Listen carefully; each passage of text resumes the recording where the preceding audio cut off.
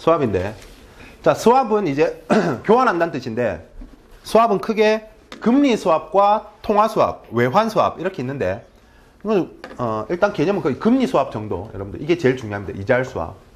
실제로도 거래가 가장 많이 되고, 그래서 이자율 스왑에 대해서 좀 잘 알고 계시면 되고, 이런 거 이제 신용, 연계 상품들에 대한 개념. 다 개념이죠. 그러니까 깊이 있게 안 다룬다라는 이야기죠. 그죠? 파생상품 투자 상담사에서는 이 과목 자체가 스왑이에요. 한 이제 절반이. 근데 여기서는 그게 아니라 그냥 개념. 그러니까 정의 좀 외우면 되니까 그게 어렵지 않습니다. 봅시다. 자, 먼저 이제 금리 스왑이란 게 뭐냐라고 했을 때, 스왑이란 게 이렇게 교환한다라 그랬죠. 그러니까 내가 상대방한테 뭔가를 주면 상대방은 나한테 또 뭔가를 준다라는 부분이죠. 그죠? 이제 무슨 이야기냐면, 이제 우리가 금리 스왑이다 이러면 일단 이걸 보기 이전에 이걸 보면서 할까요? 금리 스왑이면 교환하는데 뭘 교환하느냐? 금리를 교환하는 겁니다. 금리를. 간단하게. 근데 금리를 어떻게 교환하느냐? 일반적으로 이제 우리가 표준형 스왑이라고 하는데, 일반적으로 고정금리와 변동금리에 대한 교환이다라는 거죠. 고정금리와 변동금리. 지금 어디 그림이냐면, 여러분들 1번에 그 그림 이제 일단 참고하시면서 보시면 되는데, 자, 일반 표준형 스왑이라는 것은 고정금리와 변동금리에 대한 교환이라는 소리입니다. 즉, 이제 우리가 제가 SB라고 적어 놓은 거 그냥 스왑뱅크, 스왑은행이라고 생각하시면 됩니다. 스왑은행. 스왑은행과 이제 내가 했을 때, 나는 예를 들어서 금리가 앞으로 상승할 것 같아요. 자, 이러면 여러분들 지금까지 배운 것 중에 금리 상승 위험에 대비해서 할 수 있는 게 뭐가 있느냐라고 하면 여러 가지가 있죠. 일단 금리 선물이 있으면 금리 선물 매수, 상승 대비니까 금리 선물 매수, 그리고 방금 전에 배운 거 지난 시간에 FRA 매수, 그죠? 매수. 그다음에 금리 캡 매수, 그죠? 이런 것들이 가능해요. 그리고 또 가능한 게 바로 지금 제가 동그라미 쳐놓은 저 플로우죠. 무슨 이야기다? 나는 고정금리를 주기로 약속했어요. 그리고 이 친구는 나한테 변동금리를 주기로 약속했어. 그러니까 고정금리와 변동금리의 교환, 이 스왑인데, 그러니까 나는 변동금리를 받는단 말이죠. 그러니까 나는 고정금리 주는 거는 일정해. 근데 금리가 올라가면 받는 게 많아지죠. 올라가죠. 그러니까 좋잖아요. 그죠? 그러니까 금리 상승 위험 때는 이러한 계약을 나는 체결하면, 즉 얘한테 야, 내가 고정금리를 줄게, 너는 변동금리를 다오, 주기적으로. 이렇게 이제 계약을 체결하죠. 그러니까 뭐 예를 들어서 얘랑 야, 우리 3년간 계약하자. 3년간 계약하는데 6개월마다 우리 금리를 교환하자. 근데 나는 고정금리 줄게, 니는 변동금리 줘. 오케이 하면 이게 이제 이런 게 스왑 계약이란 말입니다. 그죠? 그러니까 제가 선도 계약이 여러 개 뭉친 거라고 잠깐 설명한 적도 있는데, 그게 무슨 이야기냐?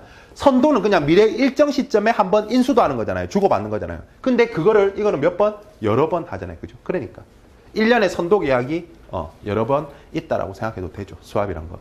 이런 게 스왑입니다. 스왑. 아무튼 교환하는 걸 생각하시면 되겠습니다. 자, 그러면 이런 교환할 때 자, 고정금리를 주고 변동금리를 받았죠. 그럼 뭔가 이름을 붙여야 될 거 아니에요. 그래서 이름을 붙일 건데, 그래서 어떻게 붙였느냐? 고정금리가 기준입니다. 스왑에서는. 고정금리가 중요해요. 그래서 고정금리를 기준으로 고정금리를 지불했잖아요. 줬잖아요. 그래서 뭐라고? pay라는, 그죠? 지불하다는 동사를 써서 payer 스왑이라고 합니다. 이 스왑을. 그러니까 A는 payer 스왑을 체결한 거예요. 그 말인즉슨 이제 여러분들 숙제할 때 payer 스왑이라는 것은 고정금리 지불, 동시에 변동금리 수치, 이 현금 흐름이 페이어 스왑이라는 거죠. 그럼 반대로 스왑은행 입장에서는 고정금리를 받았죠. 그죠? 그러니까 받았으니까 받는다는 동사 뭐예요? 리시브. 그래서 리시버 스왑이라고 해서, 리시버 스왑은 고정금리 수치, 변동금리 지급, 이렇게 외우시면 되죠. 자, 다시 이자율 스왑은 그래서 페이어 스왑과 리시버 스왑으로 나눌 수가 있다. 그래서 페이어 스왑은 고정금리 지불 변동 수치. 그죠? 그런데 이걸 실제로 주고받느냐? 그렇지가 않죠. 뭐 5% 주고 6% 받는 게 뭐예요? 그런 게 아니라, 예를 들어서 지금 현재 스왑 금리가, 그래서 고정금리를 스왑 금리라고 합니다. 스왑 금리. 스왑 가격, 스왑 레이트, 뭐 다 같은 말입니다. 그래서 이 고정금리가 예를 들어서 5%다. 5%. 그런데 교환하는 시점에 보니까 변동금리가 지금 계약할 시점에 6%더라. 자, 그러면 뭐예요? 5% 주고 6% 받으니까 주고받는 게 아니라 차익하면 1%만 받으면 되죠. 그죠? 1% 받으면 되죠. 이렇게 결제는 이렇게 일어납니다. 즉, 다시 한번 보여드리면 결제라는 것은 만약에 오늘이 며칠이죠? 29일? 네. 오늘이 6월 29일이다. 그럼 6월 29일 날 우리가 이제 고정금리가 5%고 변동금리가 오늘 6월 29일 변동금리가 6%다. 그러면 6개월 뒤에 6개월마다 교환할 때 6개월 뒤면 12월 29일 날 이제 나는 5%를 줘야 되고 그 다음에 6%를 받죠. 그러니까 뭐다? A는 1%를 수취하면 돼. 근데 뭐에 1%냐? 계산을 해야 되니까 원금이 정해져 있죠. 약속할 때. 그래서 그걸 뭐라 그러냐면 명목 원금이라고 그럽니다. 명목 원금. 우리가 그냥 명목 원금 1억 원 하자, 뭐 10억 원 하자 이렇게 그냥 약속하는 거예요. 그러니까 1억 원이다 만약에 명목 원금이. 그러면 1억 원에 1%니까 100만 원. 그죠? 근데 연 1%죠. 그죠? 그러니까 6개월 만에 교환되니까 100만 원이 아니라 50만 원. 그죠? 그러면 정확하게 무슨 이야기냐? A는 12월 29일 날 50만 원 받는다는 이야기죠. 결제. 그리고 또 이제 출발하는 거예요. 그러면 또 이날의 변동금리가 있을 거 아니에요. 7%다. 그러면은 만약에 예를 들어서 그냥 7%다. 그러면 다음에 6월 29일 날 어떻게 한다? 나는 5%만 주면 되고 나는 몇 프로 받아요? 7% 받을 거니까 2%, 즉 100만 원을 받으면 된다라는 이야기입니다. 그래서 좀 특징적인 건 미래 일정 시점에 교환될 변동금리는 지금 결정된다는 거죠. 지금. 이렇게 좀 특징적이다라는 거죠. 이렇게. 그래서 그때마다 그러니까 변동금리가 결정되면 이제 후에 이제 교환되고 또 이때 결정돼서 또 6개월 뒤에 결제되고 이렇게 이런 수합은 이렇습니다. 자, 아무튼 결제와 관련된 게 그러니까 2번 문제입니다. 2번 문제고 아무튼 좀 이따 풀어보고 자, 다시 넘어와서 이제 개념. 그래서 페이어 수합과 리시버 수합 요거 이따 외워두시고 기본적으로 고정금리를 수합 가격이라고 한다. 그리고 여기 보시면 수합은행 입장에서 고정금리를 받을 때가 있고 계약이 고정금리를 줄 때가 있죠. 그죠? 수합은행 입장에서. 자, 이게 이제 수합은행이 딜러라고 생각하면 돼요. 딜러니까 여러분들 환전할 때 생각해 보세요. 이야기했죠. 환전할 때 내가 외국을 나가려고 뭐 달러를 살 때랑 내가 외국을 갔다 와서 달러를 팔 때랑 가격이 다르다. 그죠? 그게 뭐예요? 그 차액이 은행 마진이죠. 그죠? 그 비드오퍼 값. 그걸 호가 스프레드라고 하는데. 이것도 마찬가지. 수합은행은 어디서 차익을 누리느냐? 수합은행은 이렇게 포지션의 그러니까 계약 당사자가 돼준단 말이죠. 이 친구가 페이어 수합을 하고 싶다. 그럼 고정금리를 받아주고, 이 친구가 리시버 수합을 하고 싶다. 그럼 고정금리를 주고, 이런 계약을 하기 때문에, 그러면 얘는 어디서 차익을 누리느냐? 이 고정금리의 차이에서 누리는 거죠. 즉, 받을 때는 고정금리를 많이 받고, 줄 때는 덜 주는 거죠. 그래서 이거 받을 때의 고정금리를 오퍼레이트라고 하죠. 오퍼레이트.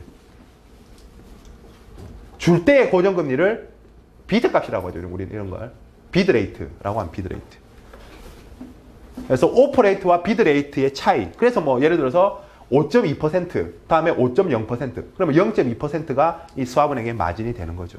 뭐 이런 식으로 됩니다. 자, 그리고 이제 시험에 대비해서 이제 특징을 좀 외우면 금리 수합의 경우 통화의 원금은 교환하지 않는다. 그래서 원금은 뭐다? 그냥 이자 계산에 사용되기 때문에 그걸 뭐라 그런다? 명목 원금이라고 한다는 거죠. 실제로 통화가 교환되지 않아요. 그냥 금리가 교환되는 거지. 그렇죠? 금리도 실제로 금리가 교환이 아니라 차익결제. 그래서 첫 번째 금리 수합의 경우 통화의 원금은 교환하지 않는다. 중요하니까 잘 외워두시고. 다음에 고정금리와 변동금리의 교환은 일반적으로 차익결제 방식을 따른다. 그러니까 방금 이야기했죠. 요렇게 알아두시면 1번과 2번 다 알아두시는 거죠. 네, 1번과 2번 다 알아두시는 게 되겠습니다. 이건 지금은 이제 좀 정의를 외워야 되니까 여러분들 이렇게 보시고 수합에 대해서 좀 외워두시면 되겠습니다. 간단하죠. 뭐 별건 없습니다. 이게 이자율 수합입니다. 자, 그 다음에 이제 우리가 통화 수합의 정의를 좀 한번 살펴보면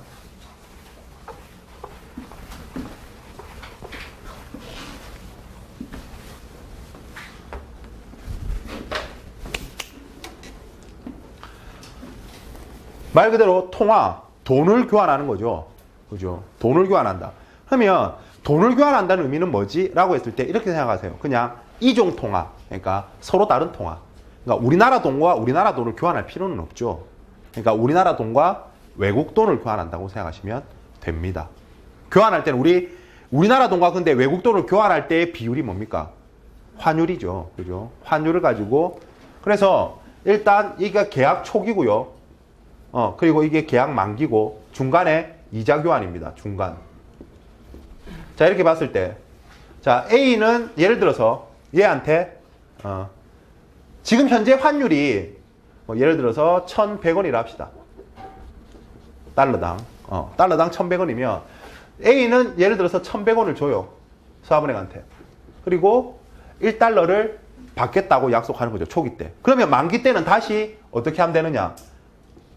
A는 1,100원을 받고 뭘 주면 돼요? 1달러를 주면 돼. 처음에 했던 대로 나중에 똑같이 하면 돼. 그러니까 여기서 중요한 게 하나 나오죠. 통화수합의 경우에는 초기 환율과 만기 환율이 같다라는 거, 같다. 우리가 일반적으로 이자율 수합과 다음에 통화수합의 경우에는 비교적 장기의 계약이거든요. 여기서 말하는 장기는 우리가 항상 금융에서 장기는 1년 이상을 넘어가는 거죠. 대개 한 3년, 4년, 5년 뭐 이 정도는 아무튼 넘어가는 거예요. 그러니까 그때 그렇게 지나도 만기 때 환율도 초기 환율하고 똑같이 교환된다라는 거.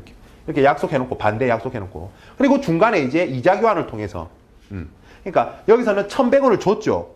1,100원을 줬으니까 이제 원화에 대한 이자, 그죠? 원화에 대한 이자를 수취할 거고 다음에 나는 달러를 받았으니까 달러 이자를 수화은행한테 줘야 될 거다라는 거죠. 이렇게 중간에 교환이 된다라는 겁니다. 이 통화수합이에요.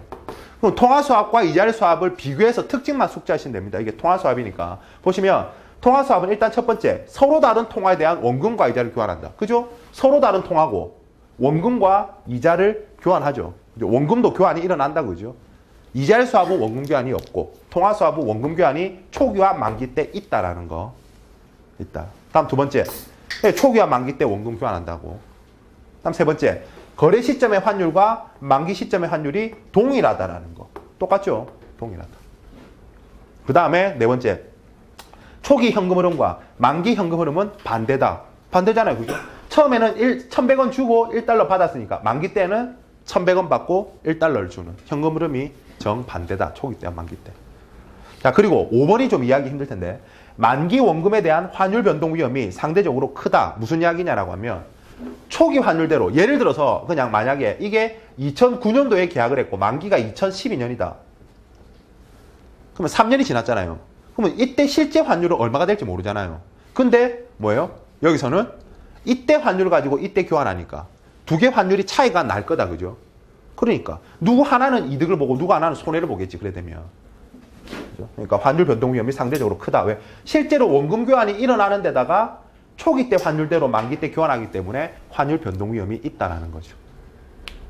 크다라는 겁니다. 그래서 환율 변동 위험이 가장 클 때는 통화수합에서 만기 때죠. 만기 때. 그게 이제 3번의 내용입니다. 3번의 내용.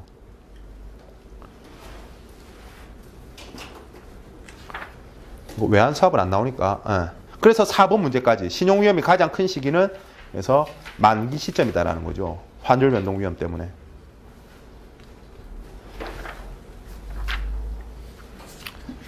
그래서 수합은 계속 비중이 축소되고 있어서 이 정도 개념만 알아두시면 되겠습니다.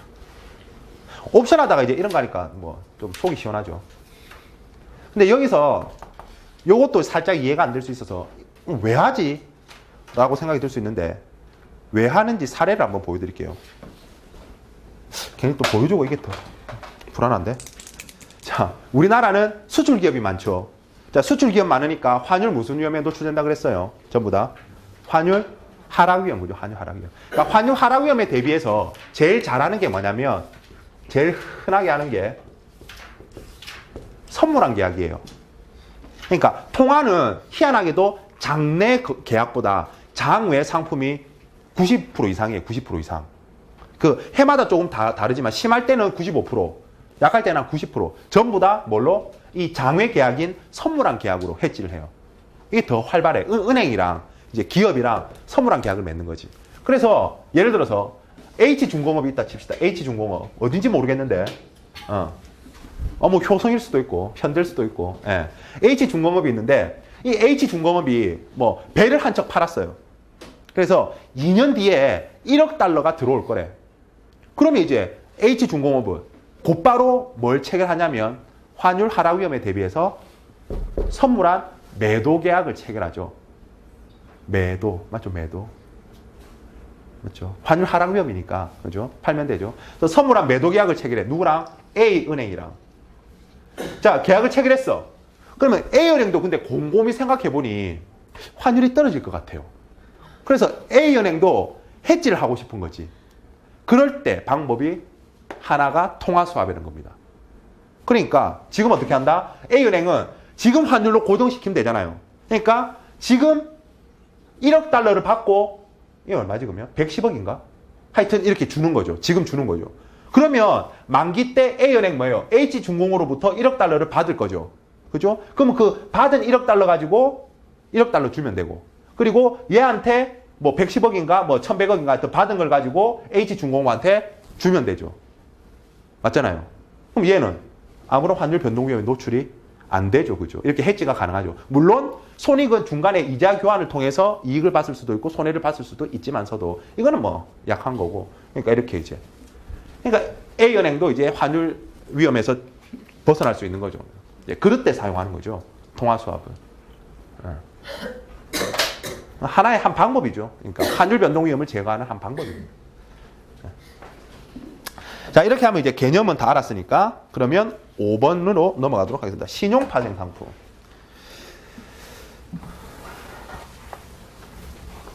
근데 통화 수합은 또 그렇게 많이 활용되지 않고요. 수합은 일단 이자율 수합.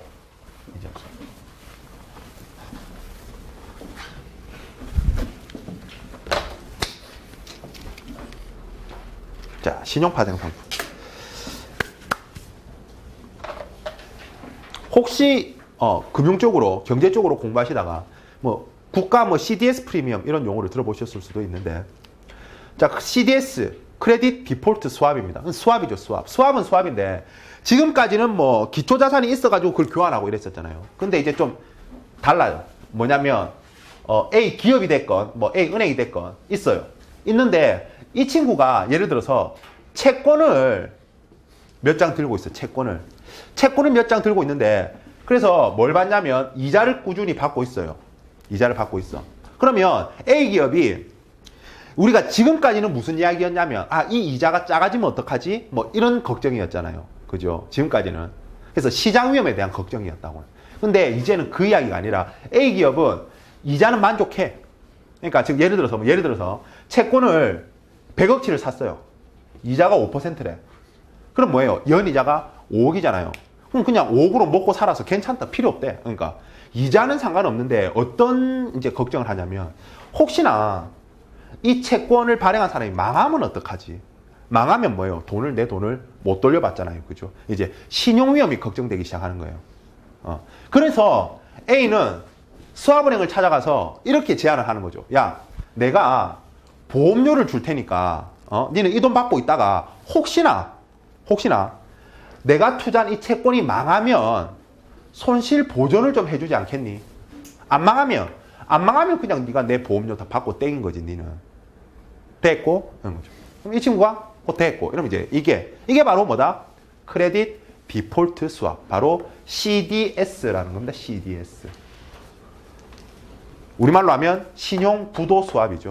신용 부도 수합. 네.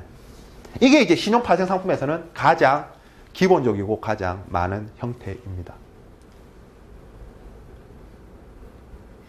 그래서 이 보험료를 정확한 용어로 말하면 CDS 프리미엄이라고 합니다. 그러니까 자, 그럼 이제 A를 뭐라 그러느냐? 보장, 이건 써야죠. 이거 외워야죠. 보장 매입자라 그럽니다. 보장을 샀잖아요. 돈을 주고 보장을 샀죠. 그래서 보장 매입자. 그러면 이 친구를 보장 매도자라고 하겠죠. 보장 매도자. 그죠? 돈 받고 보장을 팔았으니까. 이거죠. 이게 다 뭐 간단한 사실, 이것도 뭐 별것도 없어요. 얘가. 그럼 이제 시험 지문에 어떻게 나오느냐? 뭐 들으면 기가 찰 수도 있지만 보장 매입자가 보장 매도자에게 CDS 프리미엄을 지불한다. 이 맞는 표현이잖아요. 그죠? 맞잖아요. 보장 매입자가 매도자에게 CDS 프리미엄을 지급한다. 맞는 지문이라고. 근데 이게 반대로 나오면 그러니까 보장 매도자가 CDS 프리미엄을 지급한다. 이러면 틀린 지문이잖아요. 그죠? 이런 것들 찾아내면 돼요. 여기서는. 완전 간단하죠. 쉬워요. 쉬워. 자, 그리고 이제 추가로 하나 이제 살펴보자면 이 CDS 프리미엄 결정 요인이에요. 이게 보험료 생각하면 돼요. 보험료가 어떻게 하면 비싸냐, 싸냐죠. 자, 첫 번째 보시면 거래 만기. 당연히 이 친구가 보장을 오래 해줄수록 비싸겠죠. 보험료가. 그죠? 그러니까 만기가 길어질수록 프리미엄은 비싸진다 말입니다. 비싸진다. 그리고 채무 불이행 가능성. 즉, 이 채권의 부도율이 높을수록 당연히 프리미엄은 비싸지겠죠. 망할 확률이 높으니. 다음에 보장, 여기서 중요한 거. 매도자의 신용등급입니다. 매도자의 신용등급. 보장 매도자의 신용등급이 높을수록 프리미엄이 비싸다 말입니다. 비싸다. 이 친구의 신용등급이 높을수록. 그죠? 왜? 혹시나 얘도 신용등급이 안 좋으면 보험료 주면서 약속했는데 얘가 망해버려. 그럼 못 받죠. 그죠? 그런 위험이 없다는 거니까. 보장 매도자의 신용. 그래서 이런 거 있죠. 보장 매입자의 신용등급이 또 뭐 CDS 프리미엄에 영향을 미친다. 아니요. 여기서 보장 매입자의 신용도는 아무런 관계가 없죠. 그죠? 왜? 이 친구는 그냥 돈을 내므로써 계약이 성립하기 때문에 보장 매입자의 신용도하고는 CDS 프리미엄하고는 아무런 상관이 없어요. 관계 있는 건 이 녀석의 부도율이나 아니면은 이 녀석의 신용도인 거죠. 그렇죠? 이 두 개입니다. 자, 그 다음에 중거자산의 회수율이 높을수록, 즉 망했을 때 그래도 뭔가가 건질 게 많을수록 당연히 프리미엄은 싸지겠죠. 그죠? 많이 건지면 회수율이 높을수록 프리미엄은 싸질 거다. 그리고 마지막으로 중거자산과 보장 매도자의 상관관계가 낮을수록 프리미엄은 비싸진다. 왜? 상관관계가 낮다는 소리는 따로 움직인다 그랬죠. 그러니까 얘가 망하면 얘는 안 망한다는 이야기죠. 그럼 보장해 주겠지. 그죠? 그러니까 상관관계가 낮을수록 비싸다. 자, 요렇게 지금 이 이야기들 어떻게 되면 어떻게 되느냐. 이건 좀 외운다기보다는 사실 이해하면 뭐 충분히 알 수 있는 건데. 그 이야기가 이제 CDS 관한 이야기고요. 근데 CDS 내용이 왜 없나? 그 다음에 하나 볼게.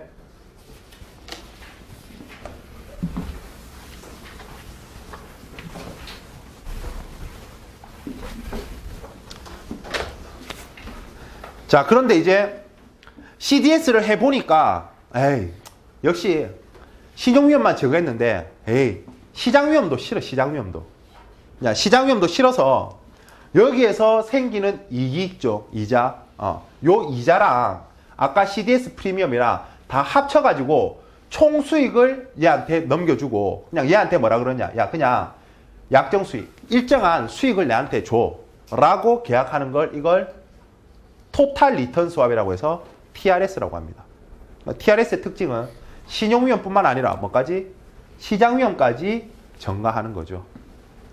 그래서 A를 뭐라 그러느냐? A를 총수익을 넘긴다고 해서 총수익 매도자라고 합니다. 총수익 매도자.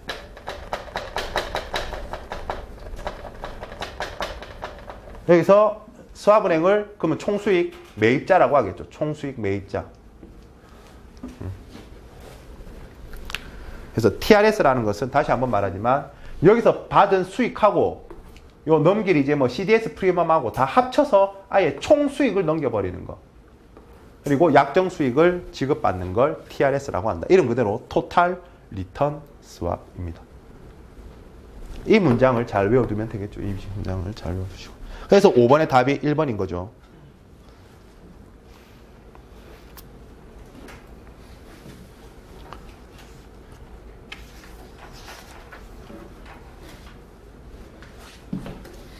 자, 그리고 마지막으로 CLN이라고 있습니다. CLN. 영어로 하면 크레딧 링크드 노트입니다.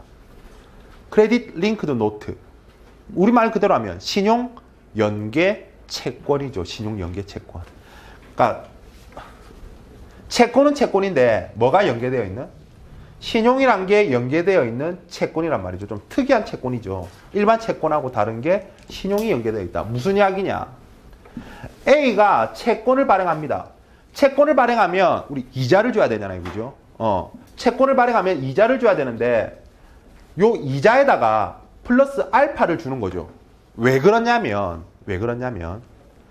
얘한테 이런 제안을 하는 거예요. 야, 내가 채권을 발행할 텐데 요 채권은 그냥 일반적인 채권이랑 좀 다르다. 뭐가 다르냐면 내가 여기 중거자산, 그러니까 중거자산을 우리가 아까 내가 뭐 예를 들어서 여기도 마찬가지.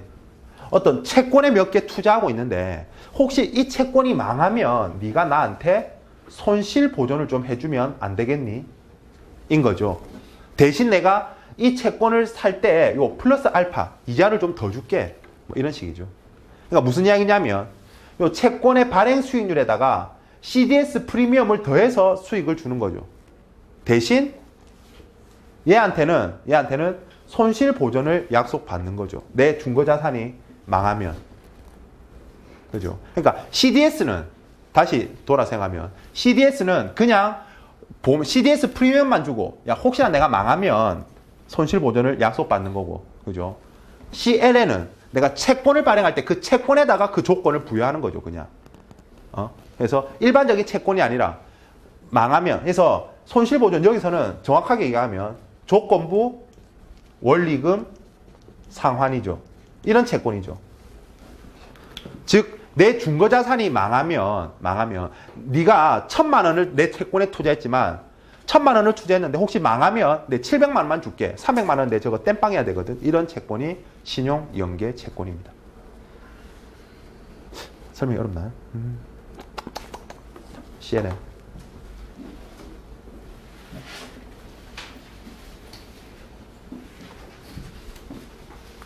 그래서 저 특이한 형태를 보면 정확하게 보면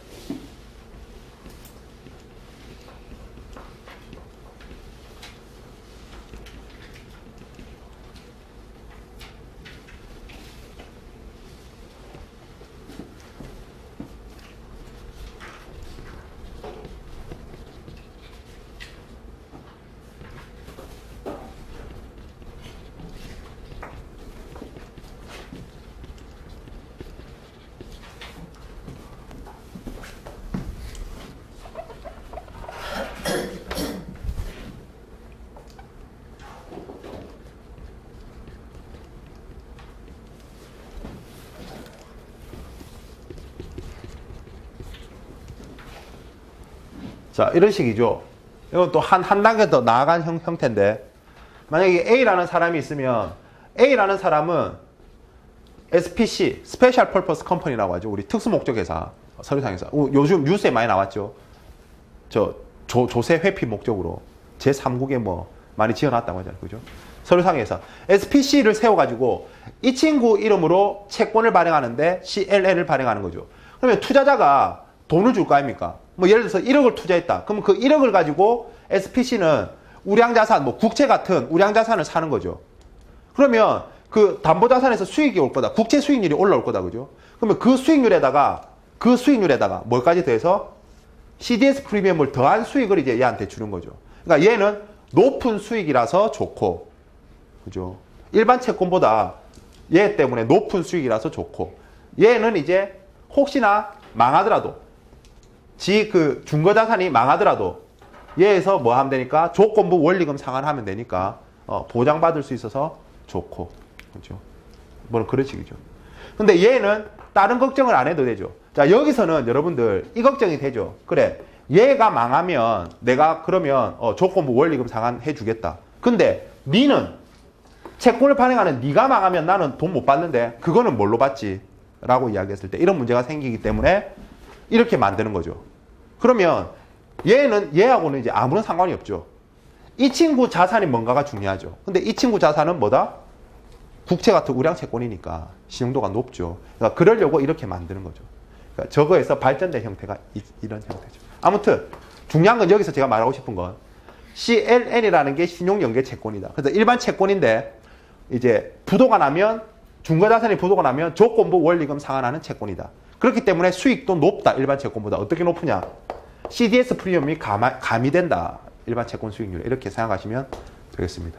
이렇게 신용위험을 제거하는 방법은 크게 세 가지 지금 우리 간단하게 우리 책에서는 CDS, PRS, CLN 이렇게 나와 있으니까 암기하시면 되겠습니다. 문제 풀어보시면서 암기하시죠. 일단 여기까지 하겠습니다.